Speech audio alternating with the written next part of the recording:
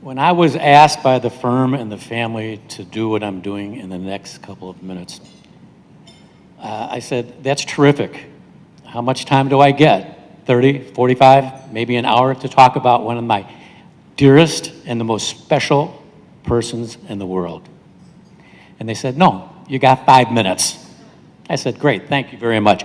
You cannot encapsulate how important John Cooney was to me, my family, my life, my law practice. You can't do it in 5 minutes, but I'm going to try.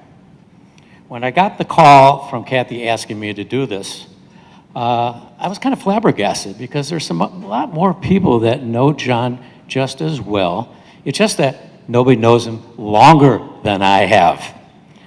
Bobby Cooney, in the last couple of months, has reminded me that, ready for this, and this is not going to go on my tombstone. I am the oldest living person who knew John the longest at the time of his passing. Now, try to figure that out. John was 68 years old, I'm 72, but I have to tell you the backstory so that you understand a little bit about why that was important.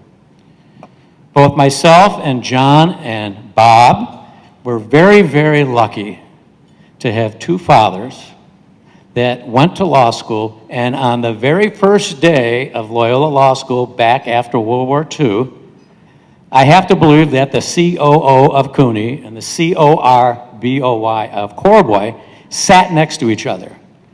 Most people in this room probably don't know this, that they became the absolute best friends ever.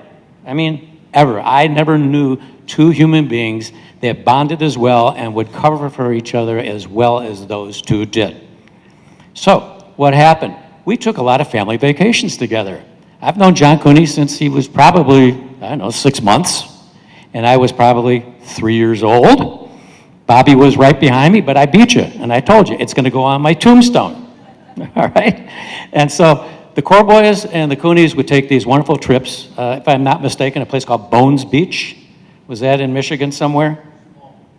What's that? Okay, see, I don't even remember, it was that long ago, but the simple fact of the matter is, we spent a lot of time with the Cooney family, and this is before I think the 27 lawyers that came out of this family and your family together. The fact of the matter is, we just spent an inordinate amount of time. Luckily, both Bob Sr. and Phil Sr., they married these wonderful, beautiful women that also became best of friends. So we spent a lot of time together.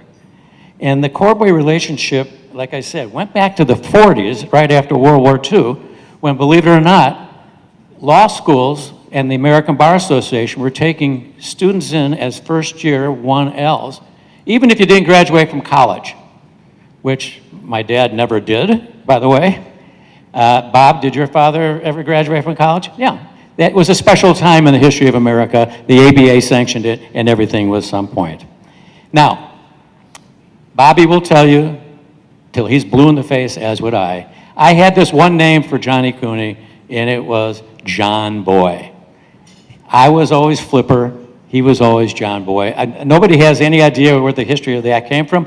All I know is that when I started to learn who friends were and started to get names, somehow John Boy came out of it, somehow Flipper got into his name. And up until the day that he passed away, I don't ever remember him calling me anything other than Flipper. I don't have any idea if I ever called him anything other than John Boy. The kids grew up together. When I say we grew up together, we grew up together. The Cooneys and the Corboys had 5 kids in a very short time, about 3.5 years. All of the kids got to know each other extremely, extremely well. And as a result, we all became very, very tight, closed friends. And by that, I mean, Bob Cooney went to college with my sister Joan. I went to school in Philadelphia at Villanova, who has Jay Wright, by the way, as a coach, not Duke's coach. Understood? All right. And John Boy, went to Georgetown. And so we were all in a very short distance, and we all visited with each other all the time. And then what happened? We all went to law school together, and we continued that friendship. And then at one point, when John finally got through Loyola University School of Law, took the bar exam and passed it, he became a lawyer, and he had a job with the Cook County State's Attorney's Office. John went to Georgetown, and I remember when he got assigned to traffic court, where I had been at that time, my boss comes in and says, I understand there's a guy that we know by the name of John Cooney. He's coming over here. Introduce him to everybody. Well, the first day, I remember him saying, Jesus Christ, I went to Georgetown University, took the bar exam, passed it, became a lawyer, and I'm in this rat-infested hole over on the other side of the Chicago River, over on Clark Street. And I said, oh, John, it's going to get worse, believe me, okay? All right? And my boss said, take him around and introduce him to people. And I said, does that include the judges? And he says, yeah, let him see both sides of the coin. And he came out of that very first day and he goes, what am I doing with my life right now? I said, you're starting a career that everybody else did, including me. And I could tell you right now, it was one of the best experiences ever. We have a number of judges in this building, and what happens? They'll tell you that they all get assigned inevitably to traffic court, and as a result, it's one of the best experiences a judge can have. Why? Because you get to deal with everyday people. Nobody's got lawyers. Everybody comes in with a song and dance and this and that. It was fun. It was something we all learned. It's not where we wanted to spend our careers, but we eventually moved forward. John and I, he always was a few sessions or years behind me in the state's attorney's office until one day he walks into my door at 26th Street. I was the first chair and he was the third chair somewhere else. He came in and he says, Flipper, we got to talk. I thought something was wrong. And he goes, listen, I just announced to my boss on another wing that I'm leaving and I'm going to join Cooney and Conway. And I said, wonderful, terrific. What's the deal? He says, you and I have talked about trying a case for the longest time. I've only got 3 weeks left. Tell me what you want to do. And I said, let me go to my supervisor. We're going to go figure it out. So I also have the distinction of having tried the very last case of John while he was in the state's attorney's office, involving a 55-year-old woman who murdered her husband in their living room over a case of beer. And by the way, it was just south of 35th Street. It is now center field of the guaranteed, I think it's called rate guaranteed. I'm a Cubs fan, so I don't even follow all that on the south side. Guaranteed rate, I think it was, yes. It's literally, their apartment was literally in what is now center field. Every time my buddy Jerry Lathero takes me to a Sox game every year, and they end up hitting a ball out to center field, I can't help but laugh about how much fun John Cooney, John Boy, and Flipper had trying that very last case. And I could spend about 10 minutes to you, because Bobby Cooney right now is laughing because he knew something happened in that case that was very, very funny. I'll tell anybody who really wants to listen to it after we do the proceedings tonight. And we both went into our practices, and we now have flourished. There isn't a day that goes by that I don't think of John Cooney. And the reasons are very simple. He was one of the best all-around individual men or women I have ever met. He had such a wonderful sense of humor. He was so proud of his family. Barb's, his 2 boys over there who followed in John's steps, and he's now lawyers in their offices. And just to be around him meant that you had a very optimistic, upbeat day to begin with. He walked in. He had that beautiful Irish smile. He had the gift of gab. He was charming. He was witty, but he was also deadly serious. He could cut you down in a lawsuit and an argument in a heartbeat if he wanted to. And he only did it when he had to do it. He only did it not to make people think he was smarter than everybody else, which, by the way, he usually was. The fact of the matter is he got up there and he would entertain people. He understood what needed to be taken seriously and what didn't have to be taken seriously. And I want to give you 2 quick examples about why he had such a wonderful take on life. I think everybody who reads the Chicago Law Building understood what he was all about when they read in the article after his passing. They read in the article about how, ready, if you haven't read it, John and I, in black tie at an ITLA function, I think it was in 2002. We went to a black tie dinner at the Ritz-Carlton. Who else was staying at the hotel? The Rolling Stones. Ready? After a couple drinks, somebody came in, I can't remember who it was, and just said, wow, do you realize Keith Richards and I just shared an elevator? And I followed him where he was going. He was in the room right next door to us. And John and I looked at each other, you know, those little thought bubbles. Let's have some fun with this. And we had black tie on, and we both said to each other, I can't, if it was him that said it, I said it half a second later and vice versa. He goes, let's crash it.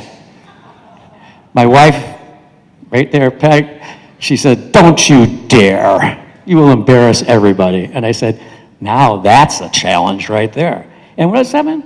We were able to talk our way into a private party with the Rolling Stones, one room to the, I think it was to the southeast of us. And to do so, we had to get past a security guy at the door of this private party that was about 6'5", about 250 pounds, and he looked like one of those UFC fighters.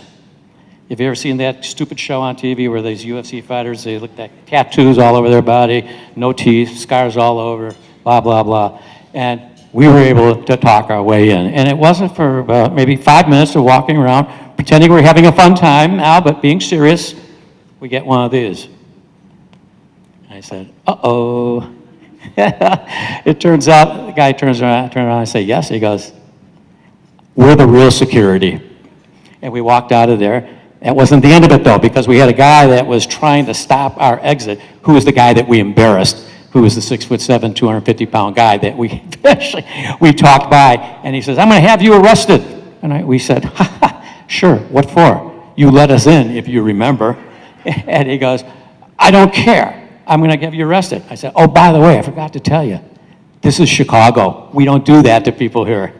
And he said, okay, fine. So he demanded to have the house security come. They came, and a private, a off-duty Chicago detective was acting in an undercover, not an undercover, but a plainclothes operation at night.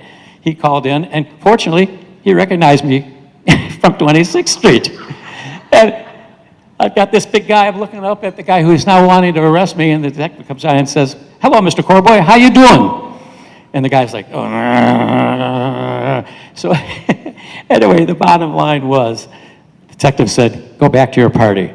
And this guy, all I remember him was screaming, yelling, blaspheming me. But the number of the story was, while he's yelling at me, who decided to walk behind him and skedaddle all by himself back to the party? But John Cooney. Yeah, as a result, I sat there and I said, were you going to bail me out? And he goes, never, ever were I ever going to bail you out. Bobby, Devitt, Bizza, I don't have to tell you, your father was a great man. I don't think I've known anybody as long as that. I know that John and my brother John happened to be 16 days born differently. John Cooney, John Boy, was born 16 days prior to my younger brother, also named John. And I remember we, to celebrate their 20th birthdays in 1974, we went to Ireland. Cooney men and the Corboy men went to Ireland. No women were invited. We decided we were taking a little road trip and we were going to have a great time. As was going on at that time, in what was called the Troubles, if you're a historian, you remember that was where the IRA was having problems with the monarchy. It had been a centuries-old problem, but it was really ramping up at that particular time. And so the Garda, who are the Irish police, had pretty much had the entire Southern Republic of Ireland locked down, and we had to go through a series of police roadblocks in a couple of towns we went through. Well, anyway, we got to one, and passports, young people? Okay, fine. Turns out, ready? There happened to be a member of the Irish government by the name of John Cooney. That got the attention of the Garda. Okay, who's Cooney? Who's John Cooney? Okay, come here, young man. And they threw him into a police car. Kathy, you never heard this story? Yeah. Okay. They threw him into a police car where, of course, the younger Corboy and Cooneys, my brother, John, and Bobby, myself, we really didn't know what was going on. Corboy Sr., Cooney Sr. were like getting very, very nervous. As a matter of fact, it was so nervous, he was in there what I thought for about a half an hour. It was really only about 10 or 15 minutes.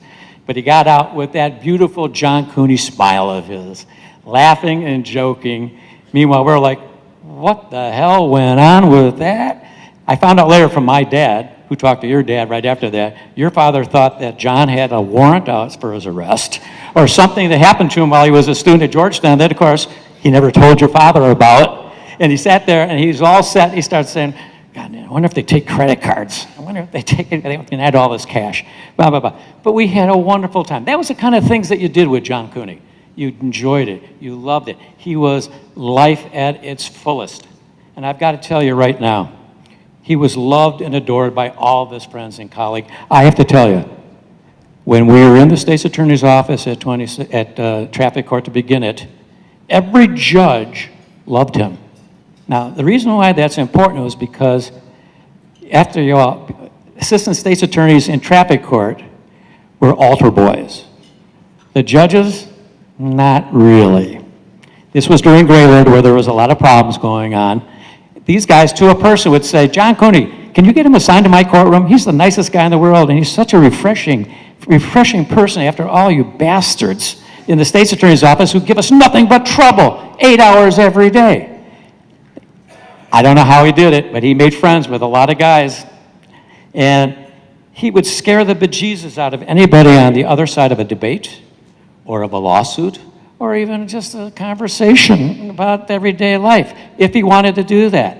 And as a result, I learned a lot of lessons from a guy who was younger than me. He taught me how to be patient, how to sit and listen, but then if you're going to take a position, you better know what you were talking about. And he had a great Irish banter. Bobby, I don't know if you know this, but your brother and I, when we were at 26th Street, every now and then would go to Jean's, which was a bar right across the street from the courthouse.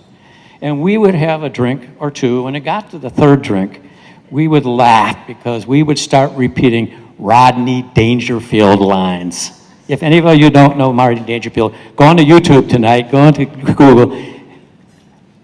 The guy was irreverent. But we used to get there, and like I said, by the third beer, I would give him new lines he hadn't heard before. He would give me new lines I hadn't heard before. And occasionally, we would write them down because these are great lines we have to spread to all of our other friends. That's the kind of guy John was. We loved him. And I'm not afraid to say I loved him. He was like a brother. And he was just such a humble, caring man. But we all know he could cut you down if he wanted to. And I saw it personally in that case where we tried the murder case right before he was leaving the office. Bobby will tell you that it was masterful. He gave a closing argument in that case that it was so good that, ready? The defense attorney didn't even give a closing argument. Ready? And why is that important? Because I didn't get to say anything in rebuttal. And what was also very important was Bob Cooney Sr., Phil Corboy Sr. were sitting in the back because somebody in the public defender's office told the two older guys, come on over, you're going to see some fun happen at 26th Street today. I never got a chance to talk about it. And Bob Cooney went to his grave, your father, telling everybody, of course, they waived the closing argument. There was no other reason because my son gave such a brilliant closing argument. And of course, my dad said, no, my son didn't get a chance to do a closing because they were scared to death of that closing argument. We go back a long time. I will go to my grave remembering all the fun times I had with, not just with John, but the entire Cooney family. They had become basically relatives who are not relatives. And that's why I am so honored and I'm so humbled, Kathy, that you and the family and the firm asked me to do this tonight. It really means a lot of me. It doesn't close out my this chapter with John. It will always be there. It's never going to end. But it makes me feel, again, so good that I could share some thoughts with all of you about what a spectacular, I'm not just saying a lawyer, just a regular, ordinary, humble, perfect human being John was. And so at this time, Bobby, Devitt, if you guys could come up here, please. You know, if John Boy was here tonight and standing here instead of me to accept this award, he would be literally the very first person to say, number one, I'm too young to get this award. And I'd have to remind him, no, you're 68, John, you're not too young. But more importantly, he would say, in his humble, honest appraisal, I'm just not ready for this. I don't deserve it. And everybody who knew John said, yes, it should have been given to him many, many, many years ago. I want to remind everybody with my last remarks that never was there a more deserving trial lawyer to receive this very special award than John Devitt Cooney. All I can say is, what a special life he had.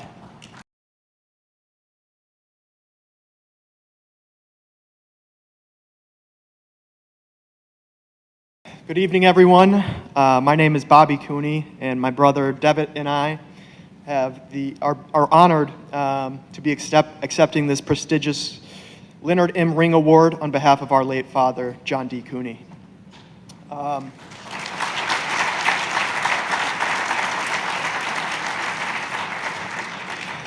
As many of you know, my dad spent his entire career trying cases and shaping jurisprudence, fighting tirelessly in order to benefit the clients and families that he worked so passionately for.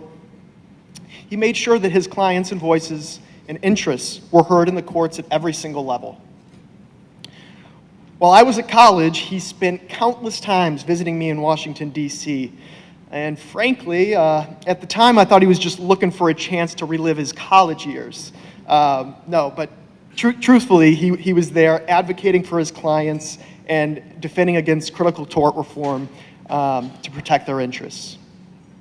I had the privilege of watching my dad work, masterfully crafting arguments, finding compromise in seemingly impossible scenarios, and it was an absolute honor and a privilege to learn from him. It would take 100 more years to truly master his vast knowledge and his skill. However, if he taught me one thing, it was that it's far more important to emulate his kindness. Anybody who knew John Cooney knew he was whip smart, but he was also the kindest and funniest man in every single room that he walked into.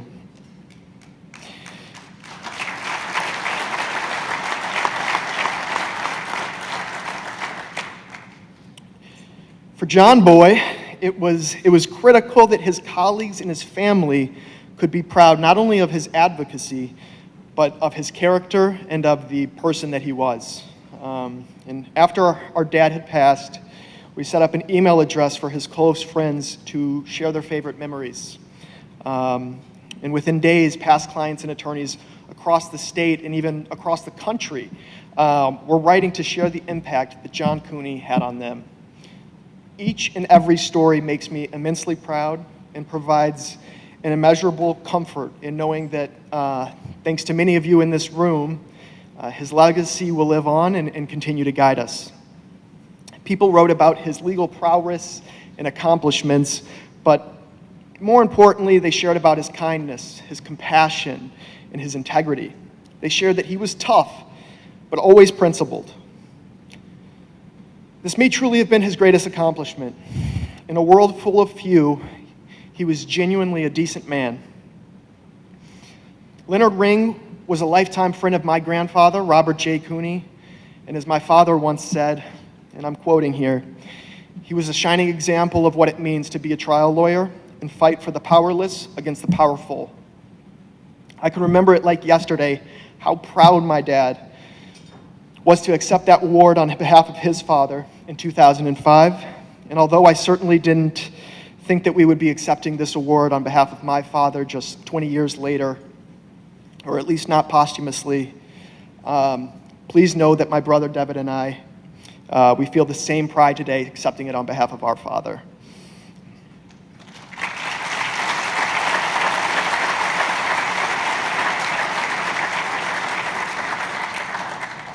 And I'll be short here, but although I'm slightly biased, I couldn't think of anybody more deserving than this award, for this award. And despite the fact that we all miss him every second of every day, the lessons that he taught us and his legacy will live on forever. We will continue to advocate tirelessly for the powerless and to strive and maintain decency and integrity throughout. I am proud to call him my hero and my dad. To John D. Cooney. Love you, Dad.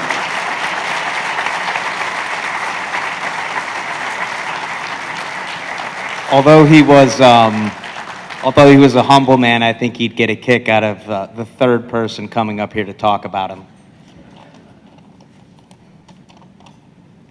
My name's Devitt Cooney. I'm unspeakably sad to be here, but I'm also very proud to be here tonight. aside my brother, to accept ITLA's posthumous Leonard Ring Award on behalf of my father. Many gathered here today knew my dad, and if you were one of those people, you knew him to be a man of decency, honesty, integrity, and you knew he advocated tirelessly on behalf of countless injured people around the country and even around the world. I could bore you with all the details of how John Cooney was always the life of the party, lit up every room, was loving, big-hearted, level-headed, a devoted father and husband, a loyal friend, and an endless source of humor. But not tonight. Tonight, I want to talk about John Cooney, the plaintiff's attorney. And I'll try to keep it as brief as possible, because I know it's been a lot of John Cooney so far. One of the things I understand qualifies a person for this prestigious award is someone that has gone, quote unquote, or someone that has done more than is called for. John Cooney certainly checked that box. He went above and beyond for all his clients and was blessed with a brilliant legal mind. Yes, he was a masterful trial lawyer who achieved big verdicts, but more importantly, he made it his business to ensure that the law protected injured people over corporate greed. At a young age, the concept of fighting for the little guy was very familiar to me and my siblings. As a kid, like my brother said, I remember him flying to Washington, D.C. to fight against what would have been devastating tort reform. I think I even remember him saying, I think it was the FAIR Act, and my dad said something to the effect of, whenever you hear legislation like the FAIR Act, could not be farther from fair. He did successfully defeat that bill. The bill actually lost by 1 vote in the U.S. Senate, and but for my dad's efforts, thousands and thousands and thousands of injured asbestos victims, they never would have received the compensation they rightfully deserved. About 4 years ago, I had the opportunity to go to Springfield, Illinois with my dad to attend a Senate hearing where he was alone appearing to represent the interests of all Illinois asbestos victims. Across the aisle stood a handful of representatives for big insurance. It was a small army of suits versus my dad, and who do you think carried the day? I watched wide-eyed and amazed at his ability, cool, calm, and collected, to describe a fairly complex, archaic, and illogical statute of repose that for years denied asbestos victims the ability to have their day in court against their former employers. It was apparent to me that the senators appreciated my dad's intellect, genuine passion for justice, and his obvious care for his salt-of-the-earth clients. I give these examples because my dad truly did have an incredible ability to see the big picture and all the forces at play, and he always fought for justice and for what was right and for what was fair. There's not a person, like my brother said, more deserving of this award. He spent the better part of 40 years fighting for the little guy, and I am biased, but I do think that he gave us all an excellent example of what a plaintiff's attorney should strive to be, and he even taught us how to be a good human being. On behalf of my hero, thank you to everyone at ITLA involved in the naming of John D. Cooney as the Leonard Ring Award recipient this year. I know he is missed by all and will be missed for the rest of time, but I also know that his spirit, his values, and his ethics will echo throughout this wonderful organization for many years to come. I love you, Dad.